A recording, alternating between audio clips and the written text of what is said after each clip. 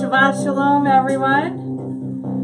I want to thank Alexandra and Barika for putting together a little group. And who do we have with us tonight? Everybody just kind of say hello on comments.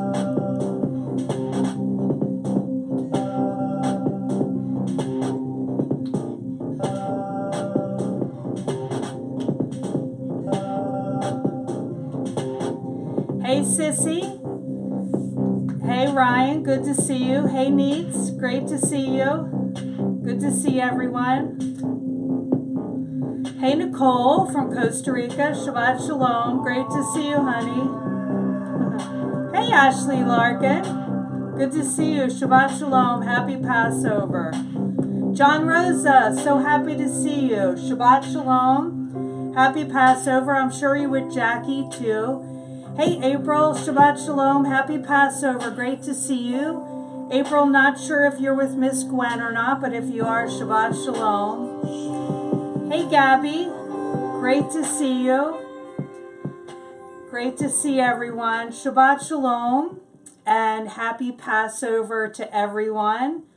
Really great to see everyone, and so happy that some of you were at, hey, Edwin, actually gathering in people's homes together. That's wonderful.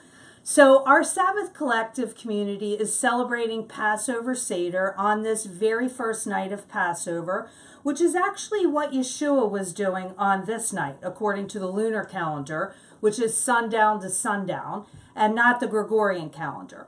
He was crucified at 9 a.m. on the 15th of Nisan, which is actually tomorrow morning. That coincides with him as the Passover lamb. So we just heard the shofar in the beginning of our time together, which actually calls people together for multiple purposes. And now we have our very own Shema song, which we can play every year together, and that was done by someone in our community, Ryan. Thank you, Ryan. And that is sung at the beginning of the Passover Seder. It's actually an affirmation and a declaration of faith in one God. The Shema begins, "Hear, O Israel, the Lord is our God, the Lord is one." So tonight we're gathered together to take part in one of 7 annual feasts of the Lord. And it has been celebrated for over 3,000 years. We actually have a couple people with us tonight here in this room as well. And for all of you who are gathering together, hey Bonnie, great to see you. In your community. So good to have you with us. From Jehovah's instructions on festivals, it is clear that the Lord supports celebration. The Hebrew word for festival reveals their purpose. It's the word chag, and it means to dance or twirl in a circle of ecstatic joy. Celebrations are for us today. And observances like Shabbat and Passover are actually for our good and given to us as gifts. In the celebration of these stories, we eat, we sing, we connect with others, and we remember. The telling of this miraculous story connects us to the God of grace and love that is revealed in the story of humanity's need. Yahweh's chosen people, the Jews, were slaves in Egypt. And he did a miracle of deliverance. The Passover Seder celebrates the story of covenant, redemption, and freedom. And if you take a look at this verse with me to my left, in Exodus 12:14, it says, "This will be a day for you to remember and celebrate as a festival to Adonai, to generation after generation.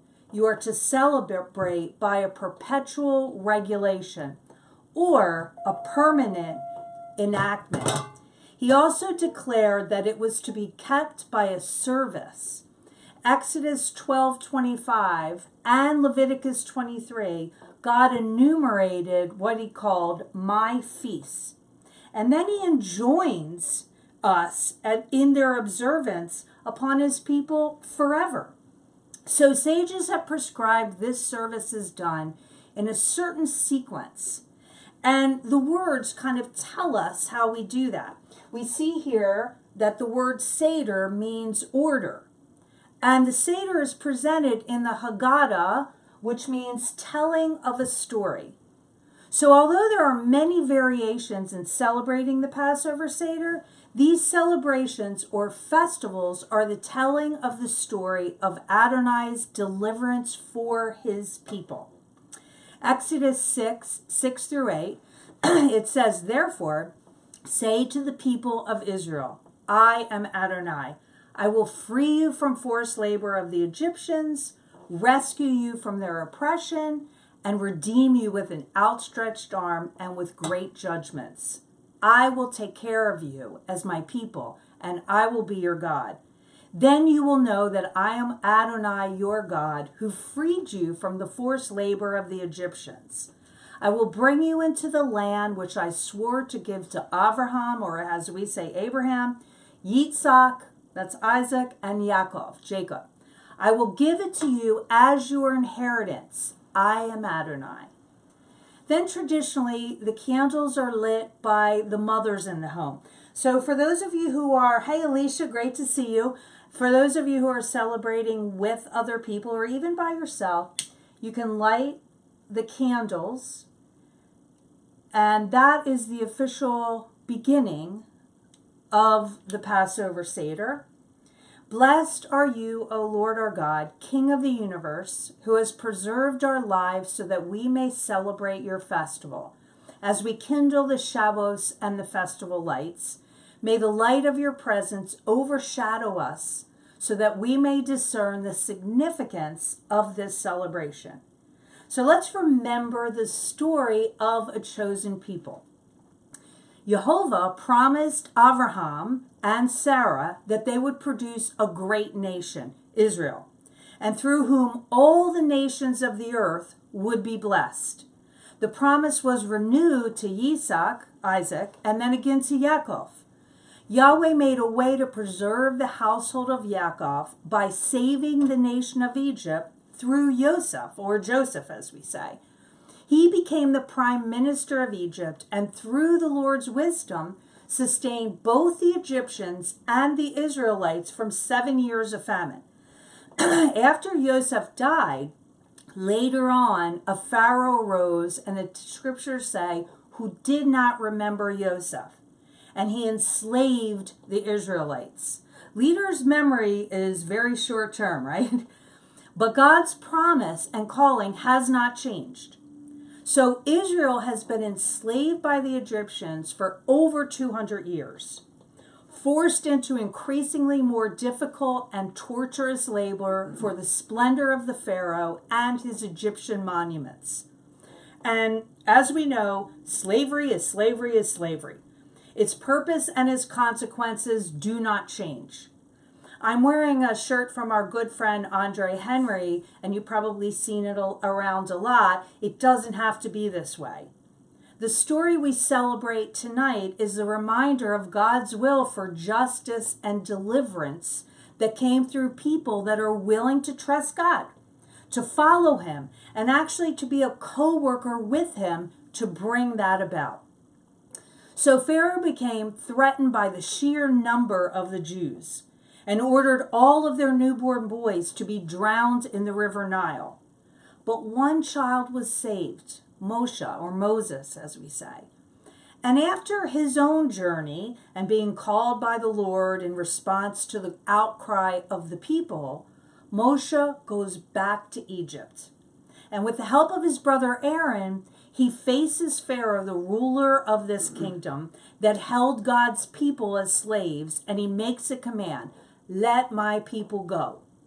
But Pharaoh would not take this seriously, as powerful rulers usually don't take demands for freedom seriously. So the result of Pharaoh's unrelenting decision were 10 plagues. And they were pronounced to show Yahweh as Lord over all the earth. And interestingly, these 10 plagues each directly connects to and counters the gods of the Egyptians. It's also interesting that the Nile was turned to blood, and that's the same river that the Jewish babies were thrown into to drown under Pharaoh's orders. So in this final plague, all of the firstborn of Egypt would die as God passed through the land. And as the night approached, every family of Israel was instructed to take a spotless lamb as a sacrifice and take that blood and put it at the threshold of their homes. They did that with a plant called a hyssop plant. And the hyssop plant looks very close to this and almost used it as a paintbrush.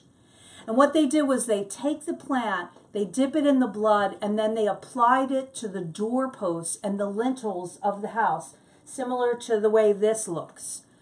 And what happened was God said, when I see the blood, I will pass over you. The word for Pesach actually means jump over. The encircling of the doors of their houses was actually a very public demonstration of each family's trust and obedience in God and His Word. They were really marking themselves in this way as trusting in Yahweh and not aligning with Egypt. So they were really making a courageous stand. It doesn't have to be this way. And in doing so, they actually were putting themselves in danger as an enemy of the state and completely trusting the Lord for their protection.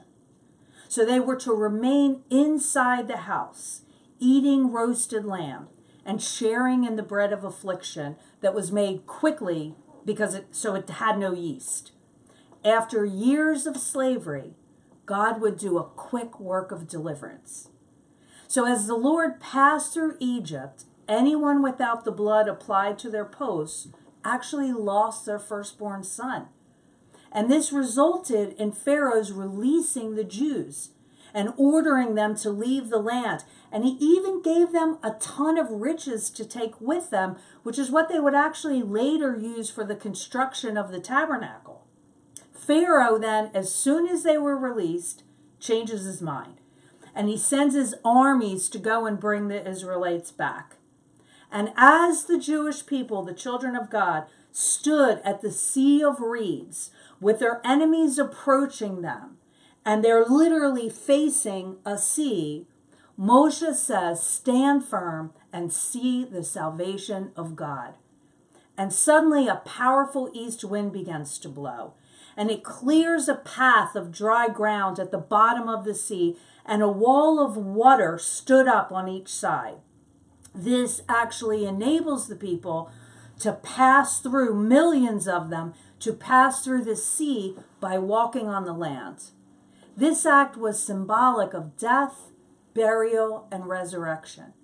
The sea then, once the Jewish people and all the people that came out with the Jews passed through the sea that was dry, as soon as they had passed through, the sea came back together and swallowed up the Egyptian army that followed them. The picture of bondage, of blood applied to the door, departing captivity in Egypt, of walking through the sea as the waters parted, watching as their enemies were destroyed, as they tried to come after them and re-enslave them. This is what we celebrate today. This miraculous faithfulness of Adonai is what we remember and what gives us hope. The Israelites were literally delivered by God from the Egyptians. But for those of us who may not be Jewish, but are followers of Yahweh, we too were at one point in bondage. And He came and took us out as well. So even if this is not our cultural history, in remembering this, we can connect with our own spiritual history. Because as it is often said at Passover, we too were there. So we come to the first of 4 cups that are drank at Passover Seder. And for those of you who are doing this at home, if you have your cups with wine or with juice, this is taken 4 times with a blessing or kiddush. The cup of sanctification is the first cup that we take. And it's to proclaim the holiness of this day of sanctification, to portray our awareness of freedom and abundance, that we are separated to Him. So all of us can now drink a sip of the cup of sanctification together.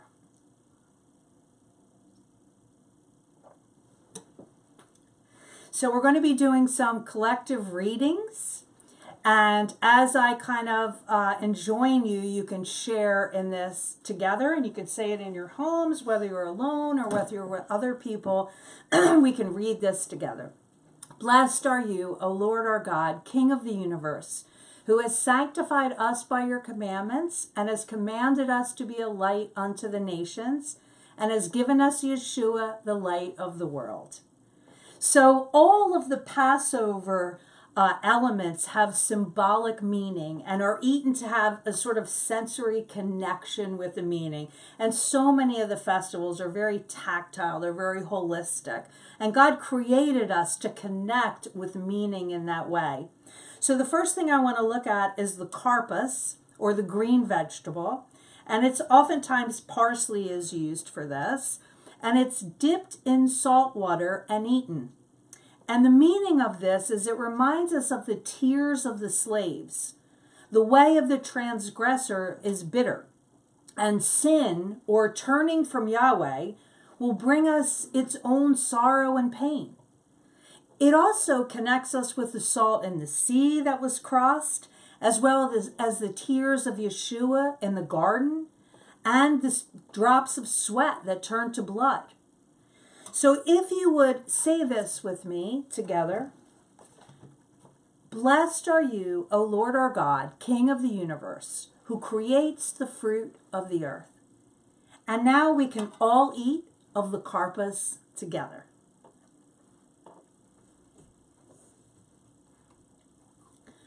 One element that freshens the breath too. One element the sages added is the egg, or the betzah. And this is to remind Israel of their responsibility to bring an offering to the temple while it is still standing, since they can't sacrifice today. The temple no longer stands.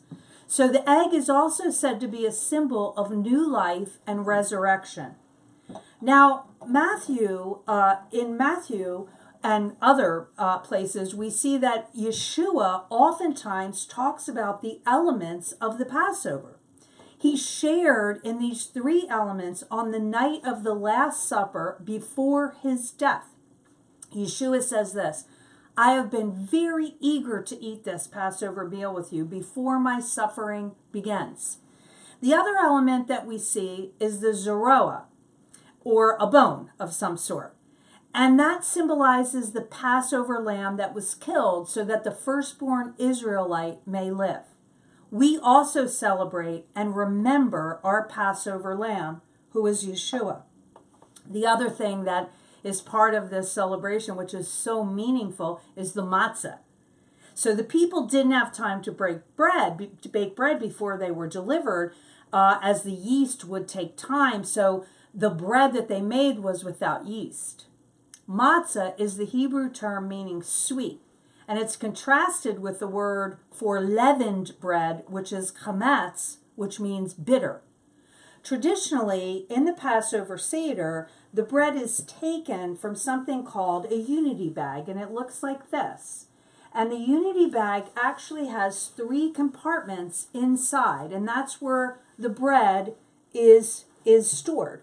So the sages refer to this unity representing Abraham, Isaac, and Jacob. Also the 3 divisions of the Hebrew scripture, the Torah, which is the law, the Nevi'im, which is the prophets, and the Ketuvim, which is the writings. And some also say the 3 represent the Father, the Son, and the Holy Spirit. Furthermore, it's that middle piece, the inside piece, that is broken into 2 pieces, symbolizing Yeshua's body, which is broken for all sin. Yeshua called this my body, as he celebrated Passover to be eaten in remembrance of him. And you will notice something really cool about the matzah. You will notice that in the process of baking this matzah, it is pierced. And the reason why it's pierced is to ensure that it didn't rise from incipient yeast. In this process, there are brown stripes created along these pierced rows. And again, Yeshua says this is his body. And we can make connections to Yeshua with the matzah. Psalm 22:16, Zechariah 12:10, Isaiah 53:5 says this, they pierced my hands and my feet. They shall look on me whom they have pierced. He was wounded for our transgressions. He was bruised for our iniquities, and by his stripes we are healed. We can say this together. Oh, taste and see that the Lord is good. How sweet are your words to my taste, sweeter than honey to my mouth. Now let's all take a piece of the matzah and eat together. Hey, Sarah, so good to see you, honey. Congratulations. So the struggle for freedom is continuous. In every age, there are new elements that strive for mastery over the human spirit, enslaving men by binding them to their desires or to human systems of evil. Each generation is obligated to march towards freedom. The Hebrew word translated freedom is dynamic. It's not static. Freedom is a continuous action. We don't arrive once. It's not one event. When we see a system that puts people into bondage, fear for their very lives, economic bondage, spiritual bondage, emotional bondage, bondage in limited opportunities or prejudices, and we say it doesn't have to be this way, listen, to change, as God, we see in this story, wants that to happen, we need to move. We need to act. We need to be co-laborers with him. It's the whole point of why we celebrate Passover, to remind us that this is God who wants deliverance, wants salvation, wants freedom, but it is very connected to mankind's obedience. Exodus 12:15 says, for 7 days the bread you eat must be made without yeast. On the first day of the festival, remove every trace of yeast from your homes. So in the Messianic fellowships, which are those Jewish and Gentile followers of Yeshua, Paul the Apostle gave this recommendation in 1 Corinthians 5:8.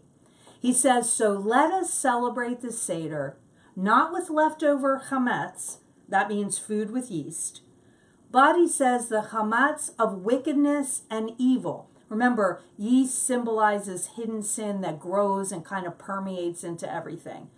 But Paul says, with the matzah, that's bread without yeast, the matzah of purity and truth. So we see that Paul, who became a follower of Yeshua after his death and resurrection, celebrated the Seder. And he makes reference to the symbolism in matzah. Paul was simply saying that if sin goes unchecked, it will permeate and infect everyone and everything around it. So traditionally, there are 10 pieces of bread hidden in the house in a Passover Seder. And the children go and find the bread and point to it. And then the father or father figure of the house removes the bread from the house. And I know, hey, Rebecca, great to see you. And I know that for those of you who are celebrating downtown, you have a couple children with you who are doing this. This is a tangible reminder of this spiritual truth. In the Seder, half of the middle matzah is actually wrapped then in a linen napkin. And it's hidden then from the view of the Passover leader by a child. So a child comes and gets this and takes it away and hides it. And it's later to be returned to the leader of the Passover and redeemed. Traditionally, this piece is called the afikomen, which means cut off, and it's actually eaten as dessert. So now we come to the second cup of deliverance, which is deliverance and judgment, actually. And this cup is one of joy. However, it's been diminished because of the fact that so many Egyptians and children, the firstborn, right, suffered because of their pharaohs, leaders, evil and hardened heart.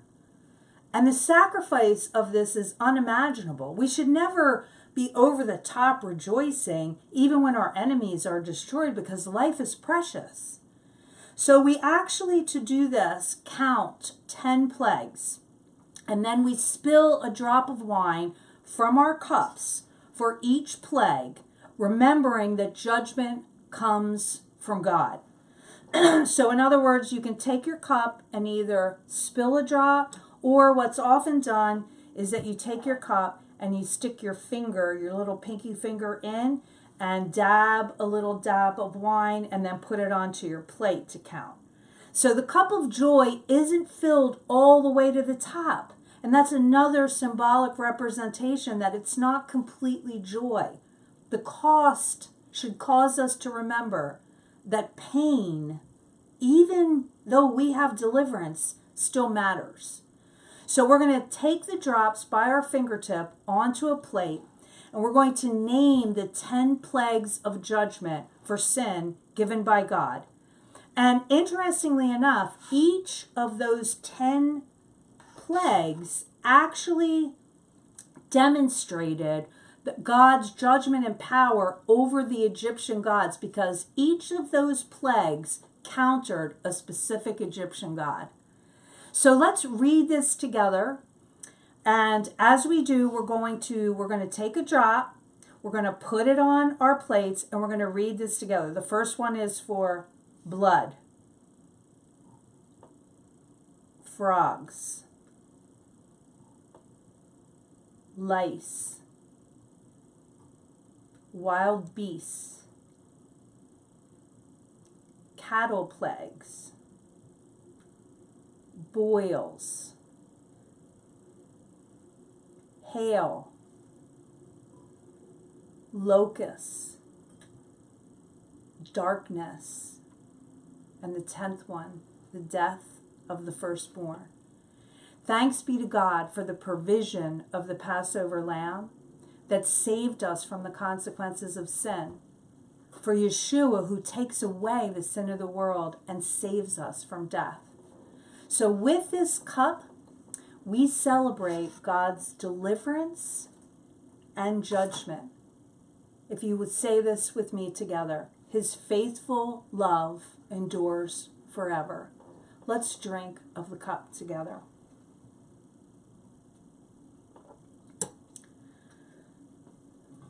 The next element that we get to is the maror, or the bitter herbs, which is most usually horseradish.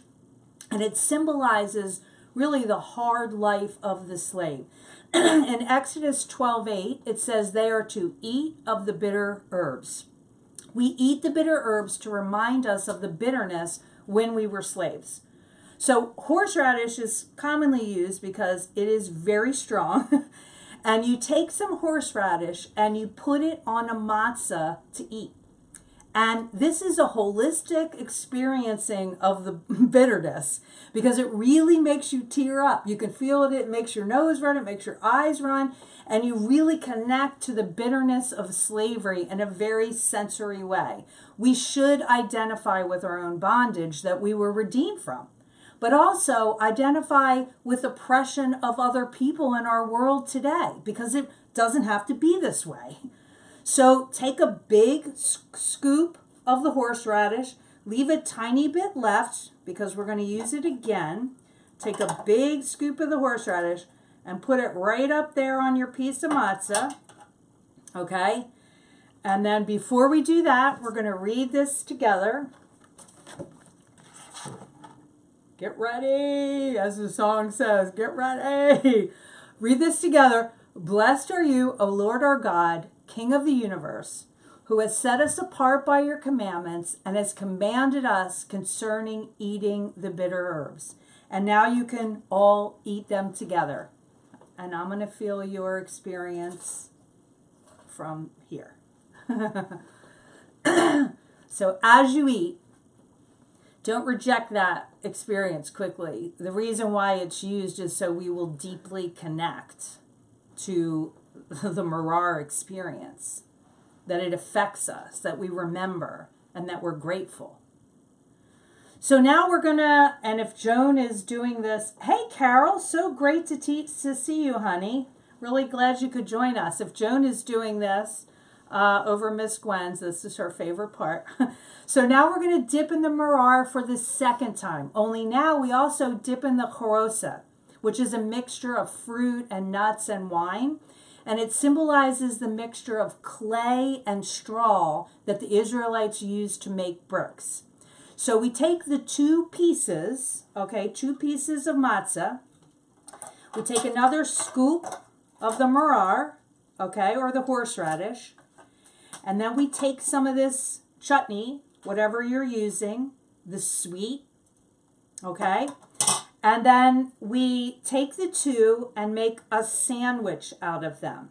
And it's called a Hillel sandwich after Rabbi Hillel. But it is to symbolize the bitter with the sweet. So now let's eat this together. And again, I'm with you in spirit as you eat of this, the bitter and the sweet. And as we're doing this, again, we're really tasting it. Because life is definitely bitter and sweet together. So it's at this point that the child returns the middle piece, this middle piece of matzah, the afikomen, that was hidden. It's, again, the dessert piece, and it's eaten after the dinner. Now, there's a lot of mystery surrounding this tradition of the afikomen, but it must be first redeemed. So usually the child is given a token or a prize or even $1. And it's a picture of the coming Messiah that is sort of hidden in plain sight, and it speaks of redemption. So now if you would take another piece of your matzah, which is the afikomen, and we're going to eat this together.